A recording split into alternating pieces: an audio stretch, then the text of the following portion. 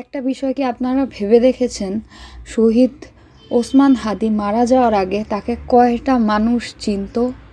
আর এখন কেন বিভিন্ন ইউটিউব বলেন, ফেসবুক বলেন, যে কোনো রিলস বলেন, দেখতে গেলে আপনি প্রায়ই দেখবেন তার ভিডিও। কিছুদিন আগেও কেন তার ভিডিওগুলো আমাদের সামনে এতটাভাবে প্রচার হতো না?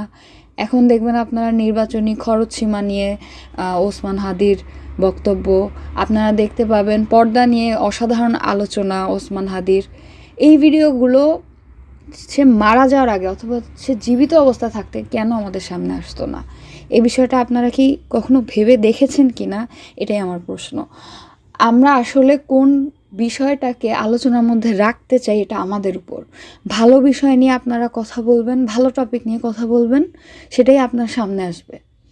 তাই অযথা গুরুত্বপূর্ণ কম জিনিস নিয়ে শেয়ার করা, পোস্ট করা বাদ দিয়ে দিন, এবং যেই বিষয়গুলো মানুষের কাছে পৌঁছালে সবারই লাভ হবে সেই বিষয়গুলো সবার কাছে পৌঁছে দেওয়ার চেষ্টা করবেন।